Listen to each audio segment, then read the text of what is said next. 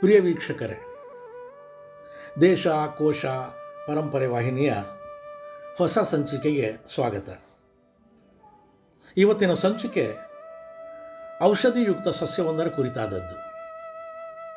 ಆ ಸಸ್ಯ ಯಾವುದೆಂದರೆ ಒಂದೆಲಗ. ಈ ಸಸ್ಯದ ಹೆಸರನ್ನು ಬಹಳಷ್ಟು ಜನ ಕೇಳಿರುತ್ತೀರಿ, ಹಾಗೆ ನೋಡಿರುತ್ತೀರಿ ಕೂಡ. ಒಂದಷ್ಟು ಕಣ್ಣಾಡಿಸಿದರೆ ಸಸ್ಯಗಳ ಕುರಿತಾಗಿ ಆಸಕ್ತಿ ಬೆಳೆಸಿಕೊಂಡವರ ಮನೆಯಂಗಳ ಅಥವಾ ಕುಂಡಗಳಲ್ಲಿ ಈ ಸಸ್ಯವನ್ನು ಕಾಣಬಹುದು. ಒಂದೆಲಗ ಎಂಬ ಈ ಸಸ್ಯದ ಹೆಸರಿನ ಮೂಲದಿಂದಲೇ ಇದನ್ನು ನಾವು ಗುರುತಿಸಬಹುದು. ಕೆಲವೆಡೆ ಈ ಸಸ್ಯವನ್ನು ಬಳ್ಳಿ ಎಂದು ಸೂಚಿಸಿದ್ದಾರೆ. ಸಾಮಾನ್ಯವಾಗಿ ಬಳ್ಳಿ ಎಂದರೆ ಯಾವುದಾದರೂ ಆಸರೆಗಳನ್ನು ಬಳಸಿಕೊಂಡು ಹಬ್ಬುತ್ತಾ ಮೇಲಿರುವಂಥದ್ದು.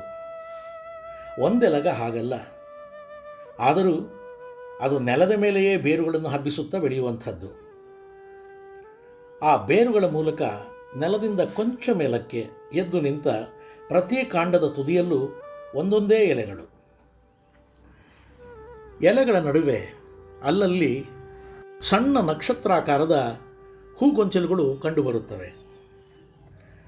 ಒಂದೇ ಎಲೆಯ ಸಣ್ಣ ಗಿಡಗಳಂತೆ ಕಾಣುವ ಒಂದೆಲಗದ ನೋಟ ನಿಜಕ್ಕೂ ವಿಚಿತ್ರವೇ. ಈ ಒಂಟಿ ಎಲೆಗಳು ಒಬ್ಬೊಬ್ಬರಿಗೆ ಒಂದೊಂದು ರೀತಿಯಲ್ಲಿ ಕಂಡಿರಬೇಕು. ಅದಕ್ಕೆ ಇದರ ಇತರ ಕೆಲ ಹೆಸರುಗಳು ಕೂಡ ವಿಚಿತ್ರವಾಗಿಯೇ ಇದೆ. ಇಲಿ ಕಿವಿ ಬಳ್ಳಿ ಎನ್ನುವುದು ಇದರ ಇನ್ನೊಂದು ಹೆಸರು. ಹಾಗೆ ಮಂಡೂಕ ಪರ್ಣಿ ಎನ್ನುವುದು ಮತ್ತೊಂದು ಹೆಸರು. ಈ ಒಂದೆಲಗವೇ ಬ್ರಾಹ್ಮಿ. ಬ್ರಾಹ್ಮಿ ಎಂದರೆ ಸರಸ್ವತಿ ಎಂದರ್ಥ. ಆ ಕಾರಣದಿಂದ ಇದನ್ನು ಸರಸ್ವತಿ ಸೊಪ್ಪು ಎಂತಲೂ ಕರೆಯುತ್ತಾರೆ. ಬುದ್ಧಿಶಕ್ತಿ, ಸ್ಮರಣಶಕ್ತಿಗಳನ್ನು ಹೆಚ್ಚು ಮಾಡುವ ಗುಣ ಇದಕ್ಕಿರುವುದರಿಂದಲೇ ಇದಕ್ಕೆ ಸರಸ್ವತಿ ಸೊಪ್ಪು ಎಂಬ ಹೆಸರು.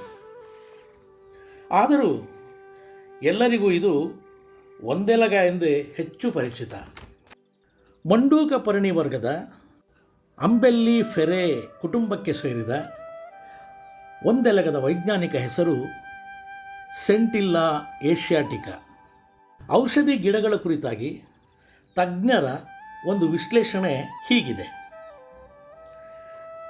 ಶರೀರದ ಎಲ್ಲ ಜೀವಕೋಶಗಳ ಅವಯವಗಳ ಶಕ್ತಿ ಮತ್ತು ಗುಣಗಳನ್ನು ಹೆಚ್ಚಿಸುವ ಹಾಗೂ ಆರೋಗ್ಯವನ್ನು ವರ್ಧಿಸಿ ರೋಗ ನಿರೋಧಕ ಶಕ್ತಿಯನ್ನು ಬಲಪಡಿಸುವ ಔಷಧಿ ಗಿಡಗಳನ್ನು ರಸಾಯನ ದ್ರವ್ಯಗಳೆಂದು ಕರೆಯುತ್ತಾರೆ. ರಸಾಯನವೆಂದರೆ ರಕ್ತ, ಮಾಂಸ ಮುಂತಾದ ಧಾತುಗಳನ್ನು ಪೋಷಿಸಿ ಬೆಳೆಸುವ ರಸಧಾತುವು ಇಡೀ ಶರೀರವನ್ನು ವ್ಯಾಪಿಸುವಂತೆ ರಕ್ತನಾಳಗಳಲ್ಲಿ ಪ್ರವಹಿಸಲು ಸಹಾಯ ಮಾಡುವ ಗುಣ ಎನ್ನಬಹುದು. ಒಟ್ಟಿನಲ್ಲಿ ಈ ರಸಾಯನ ಎನ್ನುವುದು ಒಂದು ಅದ್ಭುತ ಶಕ್ತಿವರ್ಧಕ ಔಷಧಿ. ಇಂಥ ರಸಾಯನದ ಅನುಕೂಲಗಳು ಹೀಗಿವೆ. ಸಾಮಾನ್ಯ ಆರೋಗ್ಯ ಮತ್ತು ಶಕ್ತಿಯನ್ನು ವರ್ಧಿಸಿ ವೃದ್ಧಾಪ್ಯವನ್ನು ದೂರ ಮಾಡಿ ದೀರ್ಘಾಯಸ್ಸನ್ನು ನೀಡುತ್ತದೆ. ಚರ್ಮದ ಕಾಂತಿ ಪ್ರಭೆಯನ್ನು ಹೆಚ್ಚು ಮಾಡುತ್ತದೆ. ಜ್ಞಾನೇಂದ್ರಿಯ ಮತ್ತು ಕರ್ಮೇಂದ್ರಿಯಗಳನ್ನು ಶಕ್ತಿಯುತವಾಗಿ ಮಾಡಿ ಮನಸ್ಸಿನ ಉನ್ನತ ಶಕ್ತಿಯನ್ನು ಪ್ರಚೋದಿಸುತ್ತದೆ. ಸೋಮಾರಿತನ, ಅತಿಯಾದ ನಿದ್ರೆ, ಬಳಲಿಕೆ ಮತ್ತು ಶರೀರದ ದುರ್ಬಲತೆಯನ್ನು ನಾಶ ಮಾಡುತ್ತದೆ. ವಾತ, ಪಿತ್ತ, ಕಫ ದೋಷಗಳನ್ನು ಸಮಾನ ಸ್ಥಿತಿಯಲ್ಲಿರುವಂತೆ ಮಾಡುತ್ತದೆ ಮತ್ತು ಜೀರ್ಣಶಕ್ತಿಯನ್ನು ಉತ್ತಮಗೊಳಿಸುತ್ತದೆ. ಬಲಶಾಲಿಯಾದ ಮಾಂಸಖಂಡಗಳಿಂದ ಕೂಡಿದ ಆಕರ್ಷಕ ಮತ್ತು ಆಕಾರಯುಕ್ತ ಶರೀರವನ್ನು ಉಂಟುಮಾಡುತ್ತದೆ. ಆಧುನಿಕ ಜೀವನ ಶೈಲಿಯಲ್ಲಿರುವ ಒತ್ತಡ ಮತ್ತು ಆಯಾಸಗಳನ್ನು ಯಶಸ್ವಿಯಾಗಿ ಎದುರಿಸುವಂತೆ ಮಾಡುತ್ತದೆ. ಒಟ್ಟಿನಲ್ಲಿ ಶರೀರ ಮತ್ತು ಮಾನಸಿಕ ರಂಗಗಳಲ್ಲಿ ಆಶ್ಚರ್ಯಾತ್ಮಕ ಉತ್ತಮ ಬದಲಾವಣೆಗಳನ್ನು ತರುತ್ತದೆ. ಜೀವಕ್ಕೆ ವರ್ಷಕ್ಕೆ ಜೀವವನ್ನು ತುಂಬುತ್ತಾ ಆಯಸ್ಸನ್ನು ಹೆಚ್ಚು ಮಾಡುತ್ತದೆ. ಇಷ್ಟೆಲ್ಲ ವಿಷಯಗಳು ಒಂದೆಲಗದಂಥ ಔಷಧಿ ಸಸ್ಯಕ್ಕೂ ಅನ್ವಯಿಸುವಂಥದ್ದು. ಬ್ರಾಹ್ಮಿ ಅಥವಾ ಈ ಒಂದೆಲಗದ ಕುರಿತು ಆಯುರ್ವೇದ ತಜ್ಞರು ನೀಡುವ ಮಾಹಿತಿ ಈ ರೀತಿ ಇದೆ. ಶತಮಾನಗಳಿಂದಲೂ ನೆನಪಿನ ವೃದ್ಧಿಗಾಗಿ ಬ್ರಾಹ್ಮಿಯನ್ನು ಬಳಸುತ್ತಾ ಬರಲಾಗಿದೆ. ಇದು ನರವ್ಯೂಹದ ಅಂಗಾಂಶವನ್ನು ಬಲವರ್ಧನೆ ಮಾಡಬಲ್ಲದು. ಬುದ್ಧಿ ಸ್ವಾಸ್ಥ್ಯವನ್ನು ಕಾಪಾಡಲು, ಚಿತ್ತಸ್ಥಿಮಿತಕ್ಕೆ ತರಲು, ನರವ್ಯೂಹ ವ್ಯವಸ್ಥೆಗೆ ನೆರವಾಗಲು ಬ್ರಾಹ್ಮಿ ಬಳಕೆ ಮಾಡುತ್ತಾರೆ. ಬುದ್ಧಿಜಾಡ್ಯವನ್ನು ತೊಲಗಿಸುವುದರೊಂದಿಗೆ ಚಿತ್ತವೈಕಲ್ಯ ನಿವಾರಿಸುತ್ತದೆ. ಮೂರ್ಛೆ ರೋಗಿಗಳಲ್ಲಿ ನೆನಪಿನ ಶಕ್ತಿಯನ್ನು ಚುರುಕುಗೊಳಿಸುತ್ತದೆ. ಪಿತ್ತದೋಷದ ಉಷ್ಣ ಹಾಗೂ ತೀಕ್ಷ್ಣ ಗುಣಗಳನ್ನು ಉಪಶಮನಗೊಳಿಸಬಲ್ಲದು. ಬುದ್ಧಿಯ ಸಾಮಾನ್ಯ ಗುಣಗಳನ್ನು ಇದು ವರ್ಧಿಸುತ್ತದೆ. ಗ್ರಹಣ ಶಕ್ತಿ, ಧಾರಣ ಶಕ್ತಿ ಹೆಚ್ಚಿಸುತ್ತದೆ. ಮನಸ್ಸಿನ ಯಾತನೆ, ಉದ್ವೇಗಗಳನ್ನು ಕೂಡ ಶಮನಗೊಳಿಸುವ ಶಕ್ತಿ ಬ್ರಾಹ್ಮಿಗಿದೆ. ಪ್ರತಿದಿನ ಬೆಳಿಗ್ಗೆ ಖಾಲಿ ಹೊಟ್ಟೆಯಲ್ಲಿ 2 ಹಸಿ ಎಲೆಗಳನ್ನು ಹಾಗೆ ತಿನ್ನಬಹುದು ಎಂದು ಸೂಚಿಸುತ್ತಾರೆ. ಎಲೆಗಳನ್ನು ಅರೆದು ಜ್ಯೂಸ್ನಂತೆ ಬಳಸಬಹುದು, ಇಲ್ಲವೇ ರಸ ಸೇವನೆ ಮಾಡಬಹುದು. ಎಲೆಗಳನ್ನು ಬೇಯಿಸಿ ಕಷಾಯ ಮಾಡಿ ಕುಡಿಯಬಹುದು. ಚಟ್ನಿ ಮತ್ತು ಪಲ್ಯಗಳಲ್ಲೂ ಬಳಸಬಹುದು. ಒಂದೆಲಗದ ತಂಬುಳಿಯನ್ನು ಸಹ ಮಾಡುತ್ತಾರೆ. ಎಲೆಗಳನ್ನು ಚೆನ್ನಾಗಿ ತೊಳೆದು ಸ್ವಚ್ಛ ಮಾಡಿ ಒಣಗಿಸಿ ಚೂರ್ಣ ಮಾಡಿಟ್ಟುಕೊಂಡು ಪ್ರತಿದಿನ ಬೆಳಗ್ಗೆ 1-2 ಚಿಟಿಕೆ ಚೂರ್ಣವನ್ನು ನೀರಲ್ಲಿ ಬೆರೆಸಿ ಕುಡಿಯಲು ಹೇಳುತ್ತಾರೆ. ಚರ್ಮ ರೋಗಗಳಿಗೆ ಹಾಗೂ ಗಾಯ ಮತ್ತು ಸುಟ್ಟ ಗಾಯಗಳಿಗೆ ಅರೆದು ಲೇಪನವನ್ನಾಗಿ ಬಳಸಬಹುದು. ಸೌಂದರ್ಯವರ್ಧಕಗಳಲ್ಲೂ ಇದರ ಬಳಕೆ ಇದೆ. ತಲೆಗೂದಲಿಗೆ ಬಳಸುವ ಕೊಬ್ಬರಿ ಎಣ್ಣೆಯಲ್ಲೂ ಒಂದೆಲಗವನ್ನು ಸೇರಿಸುತ್ತಾರೆ.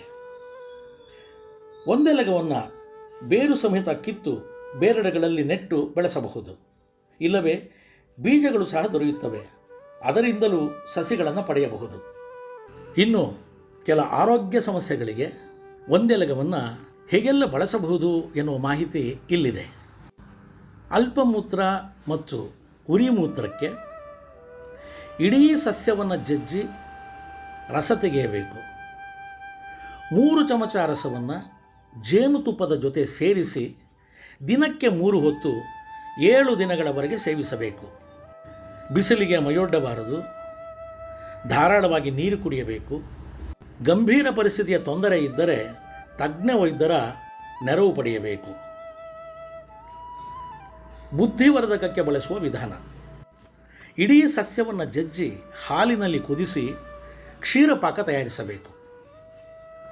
1 ಬಟ್ಟಲು ಕ್ಷೀರಪಾಕವನ್ನು 7ರಿಂದ 21 ದಿನಗಳವರೆಗೆ ಪ್ರತಿ ರಾತ್ರಿ ಸೇವಿಸಬೇಕು. ಮಸಾಲೆ, ಖಾರದ ಪದಾರ್ಥಗಳು ನಿಷಿದ್ಧ. ತಣ್ಣೀರ ತಲೆ ಸ್ನಾನ ಮಾಡಬೇಕು. ಮಲ ಮೂತ್ರಾದಿ ವಿಸರ್ಜನೆ ತಡೆ ಹಿಡಿಯಬಾರದು. ಸಾಕಷ್ಟು ಪ್ರಮಾಣದಲ್ಲಿ ಹಾಲು, ಹಣ್ಣಿನ ರಸ ಸೇವಿಸಬೇಕು. ಇನ್ನು ಜ್ವರಕ್ಕೆ ಒಂದೆಲಗ ಮತ್ತು ತುಳಸಿಯನ್ನು ಅರ್ಧರ್ಧ ಬಟ್ಟಲು ಪ್ರಮಾಣ ತೆಗೆದುಕೊಂಡು ಅದಕ್ಕೆ ಒಂದಷ್ಟು ಕರಿಮೆಣಸು ಹಾಕಿ ನೀರಿನಲ್ಲಿ ಕುದಿಸಿ ಕಷಾಯ ತಯಾರಿಸಬೇಕು. ಪ್ರತಿ ಸಲಕ್ಕೆ ಅರ್ಧ ಬಟ್ಟಲು ಕಷಾಯ ದಿನಕ್ಕೆ 3 ಹೊತ್ತಿನಂತೆ 7 ದಿನಗಳ ಕಾಲ ಸೇವಿಸಬೇಕು. ನೆನಪಿರಲಿ, ಒಂದೆಲಗಕ್ಕೆ ಔಷಧಿ ಗಿಡಗಳ ಪಟ್ಟಿಯಲ್ಲಿ ಹೆಚ್ಚು ಮಹತ್ವದ ಸ್ಥಾನವಿದೆ. ವೀಕ್ಷಕರೇ, ಸಂಚಿಕೆಯ ಪೂರ್ಣ ವೀಕ್ಷಣೆಗೆ ಧನ್ಯವಾದ. ದಯಮಾಡಿ ಲೈಕ್ ಮಾಡಿ, ಶೇರ್ ಮಾಡಿ, ಹಾಗೆ ಮರೆಯದೆ ಸಬ್ಸ್ಕ್ರೈಬ್ ಮಾಡಿ. ನಮ್ಮ ಎಲ್ಲ ಸಂಚಿಕೆಗಳು ನಿಮಗೆ ನೇರವಾಗಿ ತಲುಪಲು ಸಹಕರಿಸಿ. ಮತ್ತೆ ನಿಮ್ಮ ಭೇಟಿ ಮತ್ತೊಂದು ಹೊಸ ಸಂಚಿಕೆಯೊಂದಿಗೆ. ನಮಸ್ಕಾರ.